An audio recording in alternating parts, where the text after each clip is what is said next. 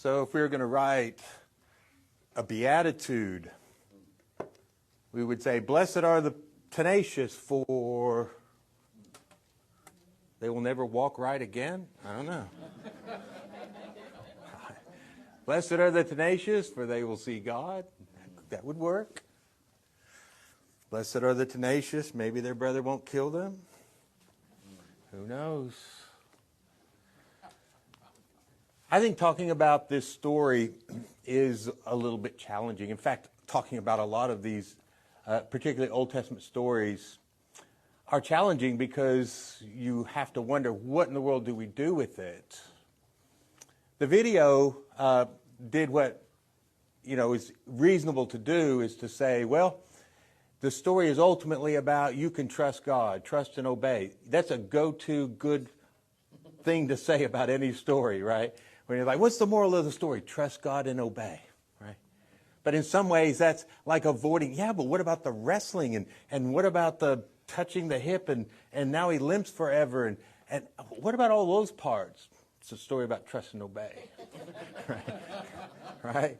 So I'm going to take something and try and delve a little bit further into what could this be saying.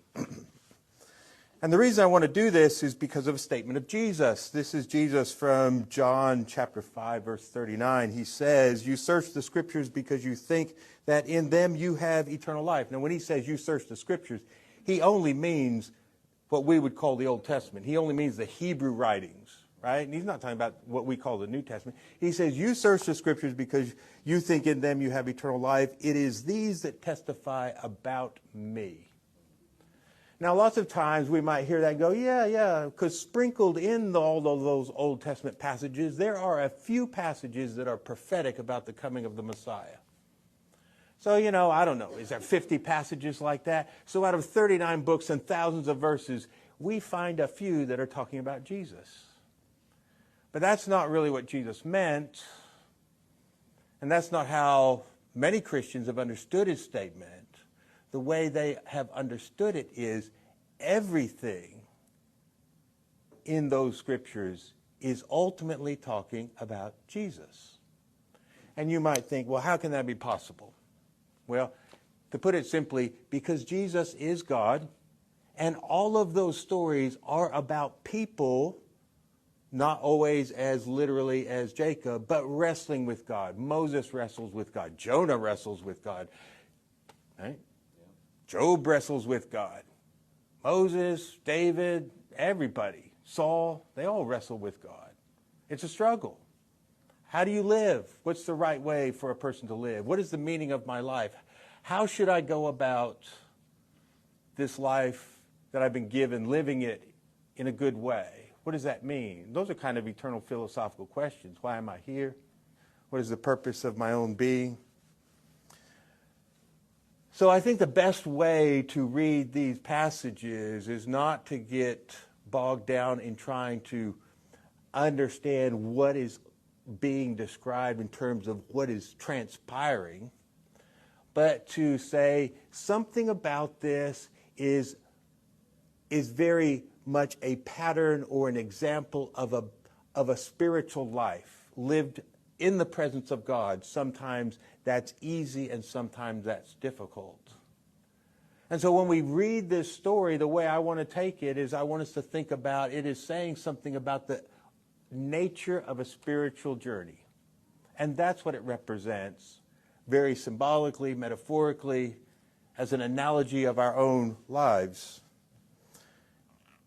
Long before around the time of Moses, when this was written down, this story was told for a good 500 years by word of mouth.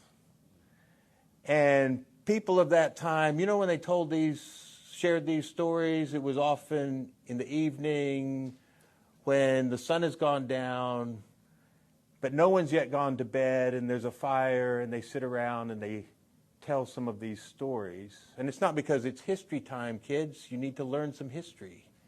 It's because they saw these stories as a kind of paradigm about humanity, about life, about God. They saw these stories, I believe, as more than simply a history of something that happened to a guy a long time ago, but somehow their story. And the Jews were telling this story because the stories about Abraham, Isaac, and Jacob, the patriarchs, their forefathers, they saw that as somehow their story. Because after all, they were the descendants. And these kind of paradigmatic stories, these iconic stories about Abraham, Isaac, and Jacob told them about who they were and what they were living into. And so that's the way I want to take it. I want us to think about it that way. So if I imagine myself being a youngster listening, or maybe not even that much of a youngster, listening to this story being told orally, because you didn't sit down and read it for yourself, somebody told the story. And maybe they did it with a little more drama and flair. Maybe they did it with a sense of humor. Maybe they embellished it here and there. I mean, that's when you tell stories, they're not no telling is exactly word for word the same, right? But of course, the story's the same.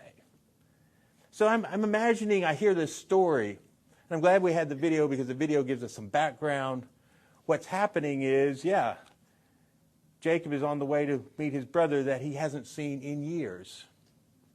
And the reason he hasn't seen him in years is because he stole a blessing that was meant by his father Isaac for Esau. He stole it through deceit, through mischief, through being the trickster that he was. And he was always devising a scheme. And he stole it. And his brother was so angry. His mother told him, you better get out of town. And so he's lived all these years, and now he's got wives and children, and he's prospered, and he's headed back home. But it sounds like Esau has prospered a lot more than he has, because Esau has 400 men with him, which is kind of a small army, and Jacob doesn't have that. So even though Jacob stole the blessing, Esau's done okay for himself, right? Maybe that's part of the thing you think about. He schemed to get the blessing, and here he is. His brother's done okay for himself. Brother seems kind of like a tribal chieftain or something. So Jacob, because he's so fearful, sends all the women and children and everything. Maybe if he sees his nieces and nephews, he'll forget about killing me, right? That's what he's thinking.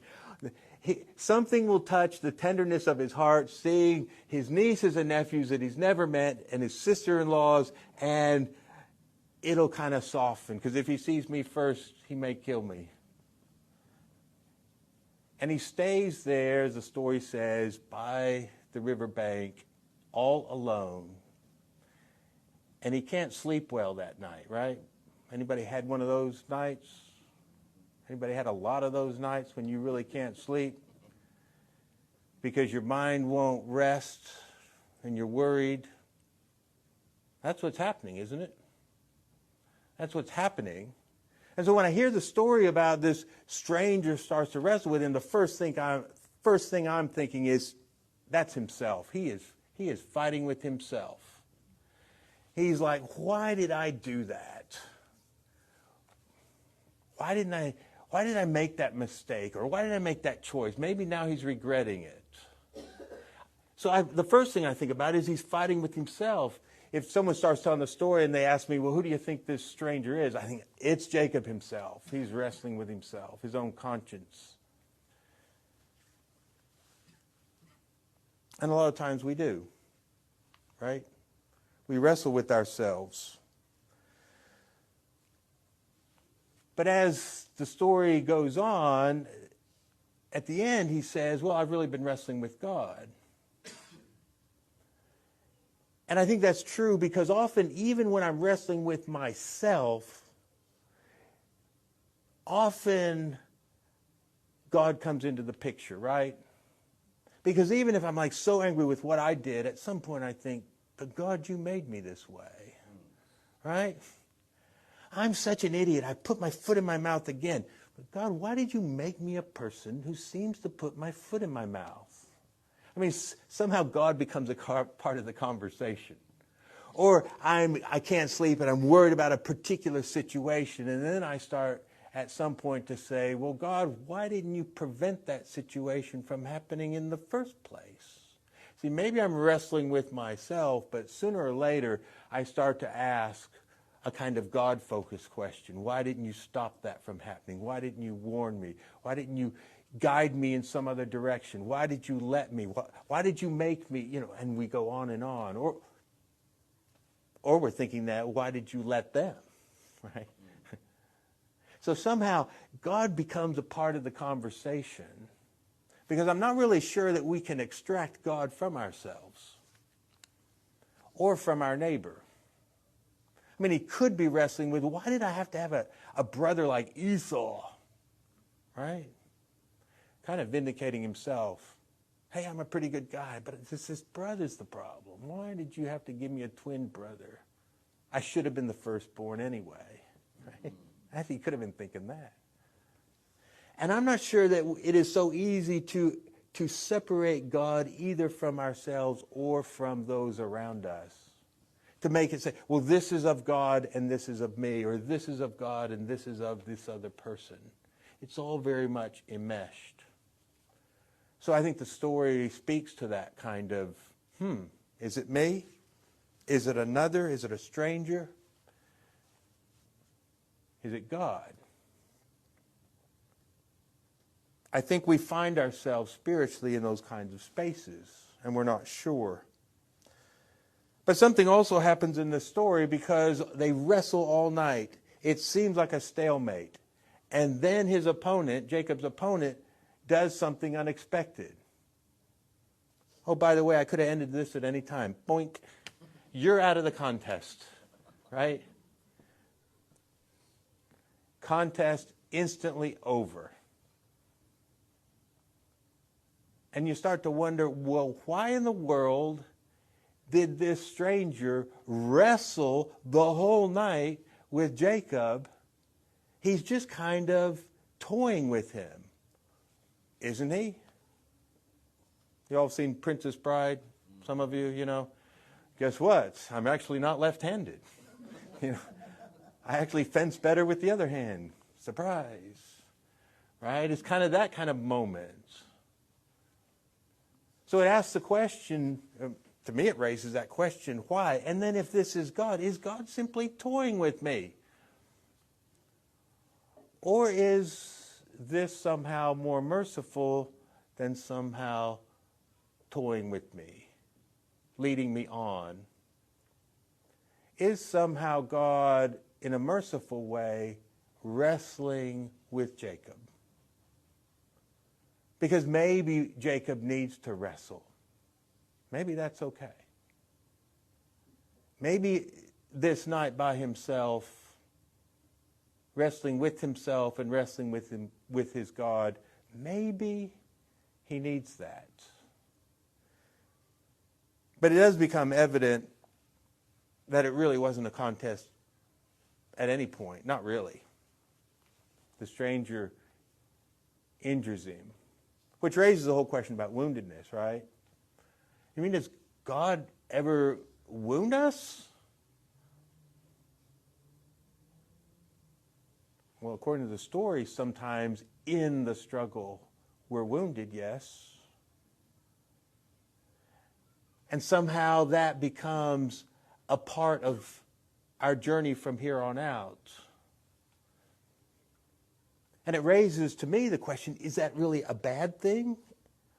Or is in some way that not a bad thing? Maybe it's a necessary thing. Maybe I learned something even though my struggles sometimes end up, I get an injury in the process. I think about Jesus after the resurrection still having the wounds. They're not raw, they're not open, they're healed, but they're scars. Somehow in his resurrected state, the scars are still there. But sometimes we want things to be where there are no scars. In fact, there's no woundedness and no scars, evidence of those having ever been there. But a long time ago I heard someone say, and they were talking about grief, they said, scars are a sacrament of grace. And the individual was talking about on his finger he had a scar from a long time ago being cut. But when he saw it and saw that it had healed, it was a sacrament, a very physical manifestation of grace. It reminded him that he had healed. And so it kind of told him that no matter what was going on, God is the one who heals. He is the great physician. And this was someone who was talking about the death of a child who had died in childhood. And in his reflections on all of that, he said, that scars are sacraments of grace, evidence of healing. That yes, we were wounded, but God still carried us through. And maybe that's something that's going on here with Jacob. See, what I'm wanting, you're saying, what are you doing, Greg? I'm just saying, think about the story in a kind of an expansive way, as if it's telling us about lots of aspects of our spiritual lives. And then you think about it for yourself, and you think, yes, when have I had those sleepless nights? When have I struggled? When have I not known who to name as the culprit, who to scapegoat? Whose fault is it? Is it mine? Is it God's? Whose fault is it? But something else happens in the story is that after he's wounded, here's where Jacob's tenacious. He still won't let go. He's lost. The fight is over, dude. You're done. But he's still clinging. And the stranger's saying, let me go. It's morning. And he says, no, I want to be blessed. I want to be blessed. Because, and I think the video got this right, there's some sense that he now has that he's not fighting with just anybody.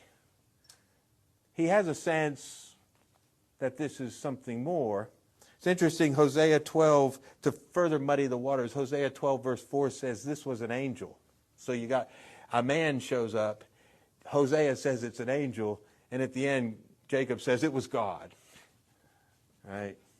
But an angel's a messenger from God, right? So he knows this one he's been struggling with, who really didn't have to struggle, but did anyway with him. He says, I want a blessing. This one can do something. And I think the blessing is the name. I really think the blessing is the name. I mean, there's some debate. Was the blessing something other than the name? I think the blessing is the name. Being given a new name is the blessing.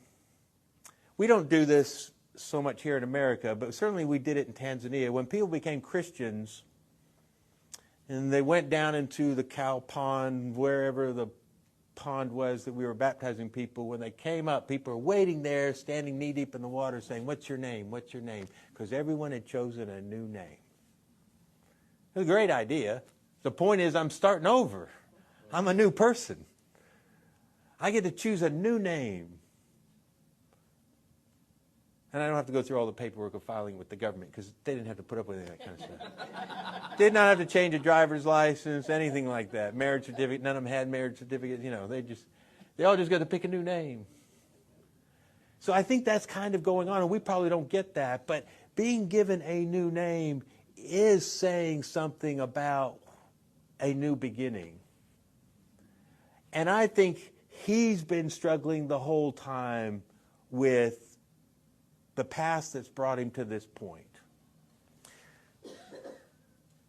He's asking for this blessing. Isn't it interesting? Because what he stole from his brother was a blessing. But now he's asking for one. I think that's indicative of something about the spiritual journey. The blessing he stole obviously was not sufficient, because now he needs one. How many times in life have our best plans that we think will turn out so grand turn out to be insufficient, and we actually need something, a better version of that which we tried to get for ourselves? I wonder if that's not the kind of the spiritual truth that it's conveying. He took his brother's blessing. Ironically, in the night he's struggling about the whole situation, he asked for a new one. I need a new blessing. So he's given this name Israel.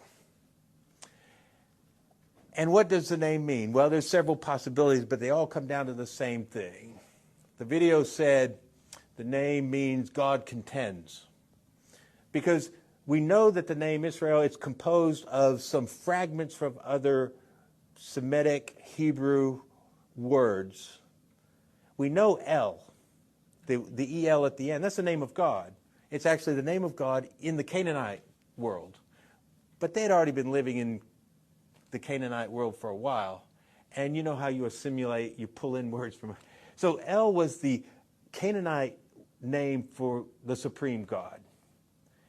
And that's why a lot of Hebrew names in the Bible have El in them, because they adopted that. So we know God is in the name Israel. The question is, does it mean, is God the subject? Is it God who contests or wrestles? Or is it God is the one with whom you wrestle? In other words, and we don't know, is the name, as it were, you are the one who wrestles with God, or is it that God wrestles? There's another possibility as well, depending on how you look at those fragments and what words you think they might be derived from, is man who sees God. It could be those fragments from three words that really mean the name Israel means the one who sees God. But it doesn't matter which it is, really, because I think that's why Jacob says at the end, I have been face to face with God. How does he know that? Because the name he's been given. Either, if it's God, God contends, I've been contending with God. If it's one who contends with God and I'm that one, then I've been contending with God. Or if it's one who sees God, again, his conclusion is God was present and I didn't even know it. Takes you back to his dream when he was fleeing from Esau, right? And he lays down and has a dream about a ladder extending from heaven to earth. And he says, this was the gate of heaven, this is the house of God, and I didn't even know it. Another moment just like that. You were wrestling with God and you really didn't realize you were. It's also interesting to me that this stranger / God / angel says, you have striven with God and with humans and have prevailed. And I kind of wonder, in what way has he prevailed? Because he's limping. He didn't exactly win the contest this night. And did he really better God? I mean, did he defeat God? Has God been beaten? No, that's not true. So in what sense, then, has Jacob prevailed? I come back to that idea of tenacity, of perseverance. Maybe he prevailed not because he bested Esau. Oh, he bested him by tricking his father and stealing something while Esau was out getting what his father had asked him to get, so he could come back and get the blessing. Oh, he tricked him. He really didn't prevail over him. Like I said, Esau seems to be better off in this world in terms of the life, what he's accumulated, more so than Jacob. But maybe the way in which he's prevailed is the perseverance. And so I think it's accurate to say, yeah, blessed are the tenacious. Maybe we prevail not because we better God and defeat God, but because we continue to wrestle. What I like about this story is the story says God likes people who wrestle with him. Some of us are so timid, dare not ask a question, about God, lest we blaspheme and question him. Please don't think that way. God loves a good question. He loves you to challenge him. He is not intimidated by your questions, even by your statements of, I just don't think you're very good, or you're not paying attention because look what's happening. He's not put off by that. I think this story says God likes someone to... See, I think that's part of this stranger / God wrestles with Jacob the whole night and God doesn't need to, but he's okay with that fight. He's okay with that struggle. In fact, I think he likes his children to be those who struggle with him. And he gives them a name and says, you're the one who struggles with me, and I like it. I give you that name. In fact, we're going to call all your descendants by this name because this is what I like. This is what I want. Some fighters. Not some people who just take it all in, don't question it, just believe it because it was said. No, the people who wrestle, who question, who go deeper. So that's part of the story. The last thing I want to say this morning, it's a quote that I really enjoyed from, I understand the quote was originally by a person, Paula Darcy, but I encountered it other places, and you may have heard Richard Rohr use it. But this is the quote, that God comes to us disguised as our life. God comes to us disguised as our life. I think this story absolutely portrays that truth. You can't separate yourself and your experiences and what's happening from God, nor God from those things, nor from the others around you.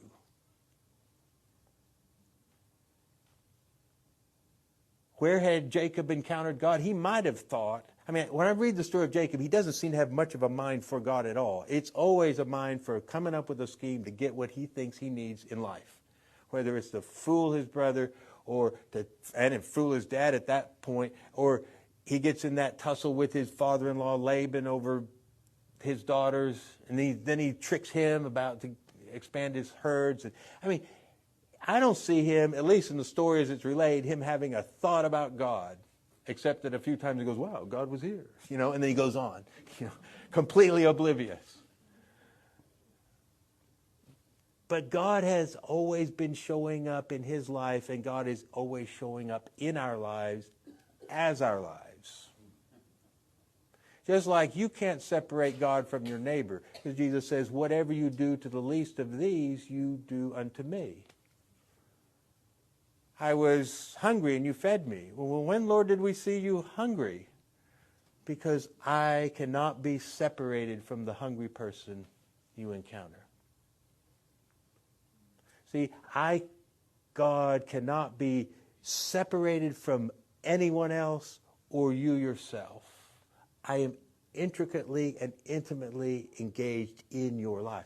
See, so the whole idea of I don't see some sort of supernatural God.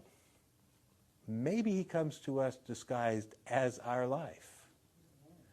And we're expecting to see some extraordinary thing when we're surrounded with the extraordinary, but it's disguised, at least in our minds, as the ordinary.